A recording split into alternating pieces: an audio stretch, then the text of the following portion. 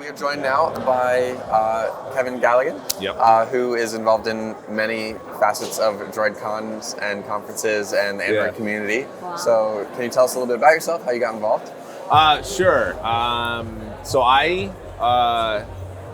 started playing around with the phones before there was a phone. So before the G1, there was like a contest that Google had, and they had the SDK was there, but like there was no phone and you could submit stuff. And I think there were probably about 50 other people on the planet who did the same thing. And you meet some of them. Actually, early DroidCon, it was some of the folks who were in that.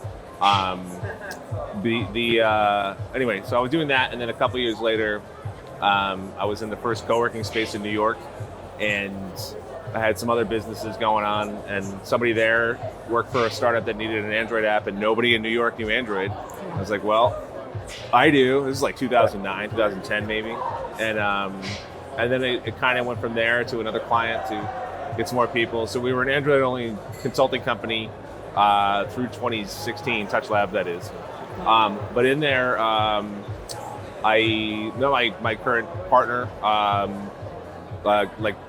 pretty soon after the company started, and he's sort of like the business and marketing side of the thing, and I kind of morphed into the tech side of the thing because I'm the tech person.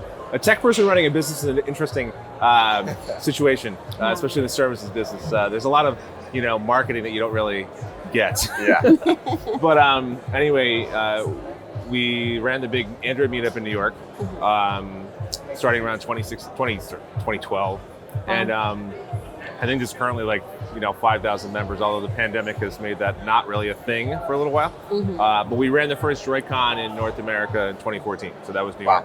Wow. And now running conferences is not necessarily a business that a tech business should be in. So we don't really run it anymore, but we're still doing the coffee papers, which you're on the panel this year, which was excellent. Thank you. Yeah, and I don't know. I've just been generally hanging around these conferences for like a decade now. Wow. That's great. I just you get to know everybody if you just sit around for 10 years. So, yeah.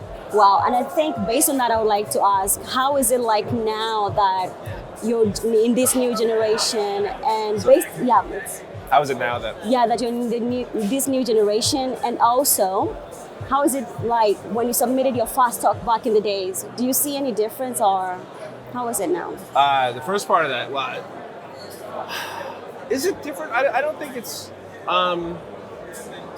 I don't think it is different. It's different people. Yeah, that's so true. and it's sort of my role is different. Like I was more. I would say, especially when we were first running, it's like, okay, you want to know everybody. And I would come to a conference, I'm like, I got to talk to every sponsor because we might need to have them at the conference. And you're really energized to talk to every person, and then it's more like I've changed. The situation hasn't changed. But no, it's kind of the same patterns. We all hang out, people get to know each other. Everyone out last night, and the Berlin scene, and they all get together. It's they even have the same hangout space, but it's different faces, but it's the same. It's the same thing, which is, I love this stuff. Getting together is a good time, and it's good to see that it really hasn't changed. If anything, it's gotten bigger, which is really cool. I go home earlier.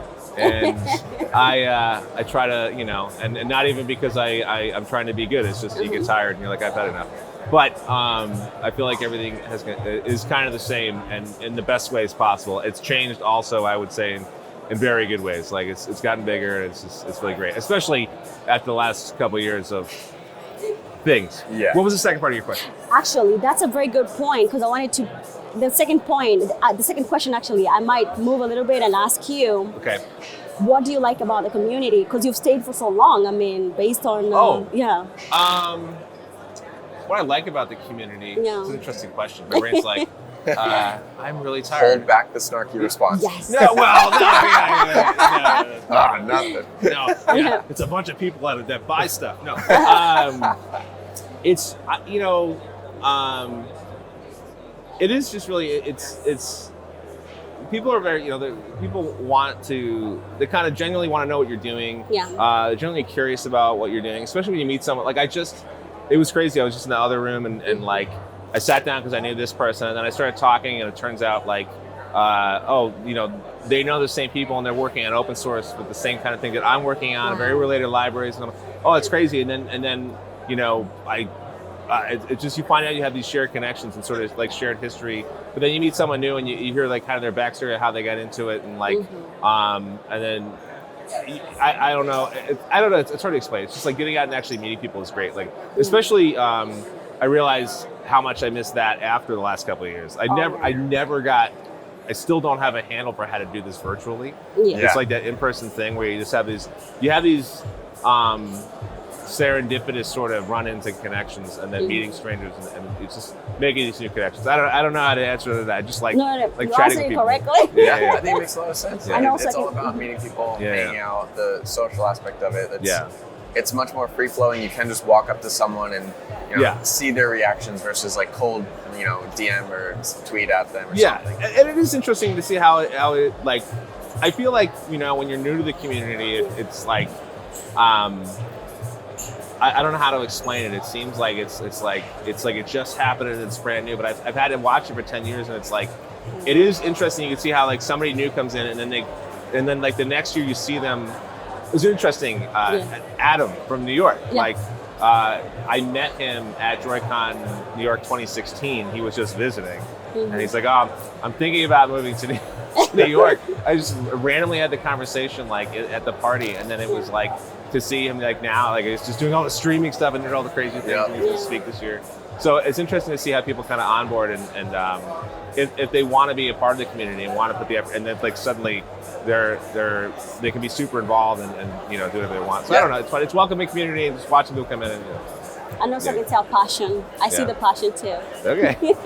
I mean, you get out of it what you put into it in a lot of ways too. And not everyone, some people like to come and they go to the booth and they, they'll have lunch and then kind of like, they choose their own level of involvement. And like that's bad. Like, not everyone wants to talk to like 500 people on a weekend. That's true. But if you want to, you can. Like, absolutely. So it's cool. So what do you think sets DroidCon apart from other options that are out there? Yeah. Other options we shall not name. No, actually, no, it's interesting.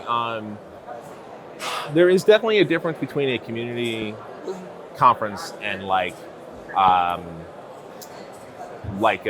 expo, right? Oh, And I'm more happy to name the other community conferences. Sure. Which is like the Chicago Robotos and the 360s, like those folks.